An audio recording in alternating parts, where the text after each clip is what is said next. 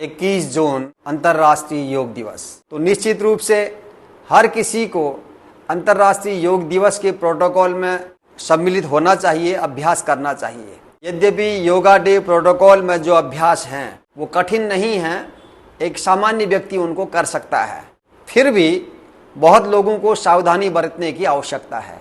अभ्यास अपने शरीर की क्षमता के अनुसार करना है, जबरदस्ती किसी भी अभ्यास को करने का प्रयास नहीं करना है।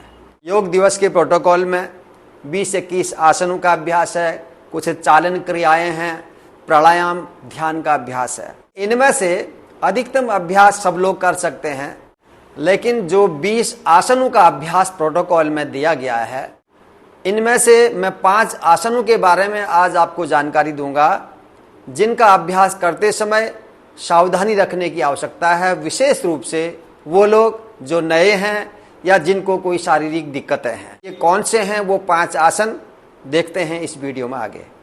प्रोटोकॉल में खड़े होकर के 5 आसनों का अभ्यास है, जिनमें से 2 आसन जिसमें आपने विशेष सावधानी बरतने की आवश्यकता है।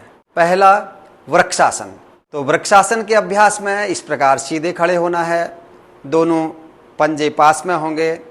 अब दाहिने पैर को उठाना है और इसे बाई जंघा के मूल पर लगा लेना है और दोनों हाथों को श्वास भरते हुए ऊपर उठाएं और हथेलियों को सिर के ऊपर इस प्रकार मिला लेना है और ऐसी स्थिति में कम से कम 20-30 सेकंड रुकने का अभ्यास करना है और फिर आराम से हाथों को नीचे लाएं और पैर को भी नीचे लाना है। यही अभ्यास दूसरे पैर से करना होता है। इसी प्रकार दोनों हाथ ऊपर, दृष्टि सामने किसी एक बिंदु पर एकटक देखना है। हाथों में ऊपर की ओर खिंचा होता है और एक पैर पर संतुलन बनाना होता है। आराम से दोनों हाथ नीचे आते हैं। तो दोनों साइड से इस अभ्यास को करना है। यह वृक्षासन बहुत लाभकारी आसन है, किंतु सावधानी ये है कि यदि आपके घुटनों में दर्द है, साइटिका स्लिप डिस्क की प्रॉब्लम है, कमर में बहुत अधिक दर्द है या मोटापा बहुत अधिक है, तो ऐसे लोगों को इस आसन को करने से बचना चाहिए, क्योंकि नहीं तो दिक्कत हो सकती है।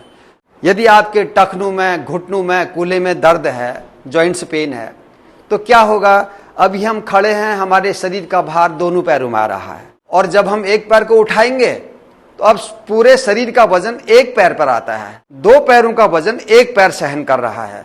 और यदि आपके घुटनों में, आपके टखनों के जॉइंट्स में पेन है तो वह दर्द बढ़ जाएगा, दिक्कत आ सकती है। इसलिए ऐसा अभ्यास जबरदस्ती ना करें। आप किसी कार्यक्रम में सम्मिलित हुए हैं और आपके अगल बगल वाले कर रहे हैं वृक्षासन का अभ्यास और आप सोच रहे हैं कि मैं भी इस अभ्यास को कर लूं, कोई आवश्यकता नहीं है जबरदस्ती करने की। आप सीधे खड़े रहें और दोनों हाथों को श्वास भर के ऊपर उठाएं, खींचे हाथों को ऊपर की ओर, ऊपर ऐसे मिला दें, आराम से हाथ नीचे ले आए। तो एक पैर में वजन देने की आवश्यकता आपको नहीं है, विशेष रूप से वो लोग जिनको साइटिका स्लिप डिस्क की प्रॉब्लम है, घुटनों में, टखनों में दर्द है। दूसरा आसन जिसमें आपने सावधानी बरतने की आवश्यकता है वह है अर्ध चक्रासन। अर्ध चक्रासन में हम क्या करते हैं, दोनों हाथों को ऐसे कमर में रखा, श्वास अंदर भरते हुए धीरे धीरे सिर को पीछे किया और धीरे धीरे हम कमर से जितना झुक सकते हैं पीछे झुक जाते हैं और यहां पर हमने रुकना होता है। ऐसे रुकना है, सामान्य श्वास लेनी है और 20-30 सेकंड रुकने के बाद आराम से वापस आ जाते हैं। यह है अर्ध चक्रासन। यद्यपि यह आसन कमर के लिए, रीढ़ के लिए, गर्दन के लिए बहुत अच्छा होता है, लेकिन सावधानी यह है, यदि आपको एक्यूट सर्वाइकल पेन है तो नहीं करना है और अधिक कमर दर्द है, साइटिका स्लिप डिस्क की प्रॉब्लम अधिक है, तो ऐसी स्थिति में पीछे ना झुकें। जो हार्ट पेशेंट हैं, बीपी बहुत अधिक बढ़ा हुआ है, हॉर्निया की प्रॉब्लम है या ऐसे लोग जिनको चक्कर आने की समस्या होती है, डिप्रेशन के रोगी हैं, कोई मानसिक रोगी हैं, वो लोग भी पीछे न झुकें। पीछे झुकने में चक्कर भी आ सकता है, दिक्कत हो सकती है। इसलिए इस आसन में भी आपको विशेष सावधानी बरतने की आवश्यकता है और आपने करना ही है तो थोड़ी देर के लिए हल्का सा पीछे झुकें और वापस हो जाएं। तो अधिक झुकने में आपको दिक्कत आ सकती है। इसके बाद प्रोटोकॉल के अभ्यास में तीसरा विशेष आसन जिसमें आपने सावधानी बरतने की आवश्यकता है, आसन है बैठ करके किया जाने वाला उष्ट्रासन। उष्ट्रासन में भी हम इस तरीके से वज्रासन में बैठते हैं और उसके बाद ऐसे घुटनों के बल खड़े हो जाते हैं। दोनों हाथों को ऐसे रखते हैं कमर में, श्वास अंदर भरते हुए कमर से झुकना है पीछे, सिर को भी पीछे झुका देना है और दोनों हथेलियों को इस तरीके से अपने पैर के पंजों के पास यहां लेके जाना है और इस आसन में रुकना है। श्वासें सामान्य चलेंगी। यह है उष्ट्रासन और इसमें भी 20-30 सेकंड रुकने के बाद आराम से वापस आ जाते हैं, वज्रासन में बैठ जाते हैं। इस आसन के अभ्यास में भी विशेष सावधानी बरतने की आवश्यकता है। यद्यपि यह आसन कमर दर्द, साइटिका, स्लीप डिस्क, रीढ़ की समस्याओं के लिए बहुत उपयोगी आसन होता है, लेकिन कमर दर्द अधिक है, स्लीप डिस्क, साइटिका की प्रॉब्लम है तो बहुत परेशानी हो जाएगी, आपकी समस्या बढ़ जाएगी। तो एक तो ऐसी स्थिति में इस आसन को करने से बचें, पूर्ण उष्ट्रासन न करके अर्ध उष्ट्रासन का अभ्यास करें। दूसरी चीज, हॉर्निया के प्रॉब्लम में नहीं करना है। हार्ट पेशेंट हैं तो बिल्कुल इस अभ्यास को ना करें। बीपी अधिक बढ़ा हुआ है तो इस अभ्यास को ना करें। यदि आपको अभी अधिक दर्द है, आपकी गर्दन में सर्वाइकल पेन की अधिक समस्या है, तो उसी स्थिति में भी इतना पीछे नहीं झुकना है, सिर को भी बहुत अधिक पीछे नहीं झुकाना है। इसके बाद चौथा आसन जिसमें आपने विशेष सावधानी बरतने की आवश्यकता है वह है उत्तान पादासन या अर्ध हलासन। ये उसमें उत्तान पादासन की स्थिति है और इसी में धीरे धीरे दोनों पैरों को हम सीधे ऊपर कर लेते हैं ऐसे। यह है अर्ध हलासन की स्थिति, आधे हल की जैसी स्थिति इसमें बन जाती है। दोनों पैर बिल्कुल सीधे ऊपर हो जाते हैं, घुटने भी सीधे हैं। इस स्थिति में रुकने का अभ्यास हमने करना है, श्वासें सामान्य रूप से चलती हैं। यद्यपि यह आसन हमारे पाचन संस्थान के लिए बहुत लाभकारी होता है, हमारा ब्लड सर्कुलेशन जो है पाचन अंगों की ओर अधिक हो जाता है। लेकिन यदि आपको कमर दर्द की समस्या है, स्लिप डिस्क साइटिका की प्रॉब्लम है, तो इस आसन को नहीं करना है। ऐसा करने से आपकी परेशानी बढ़ सकती है। आराम से वापस।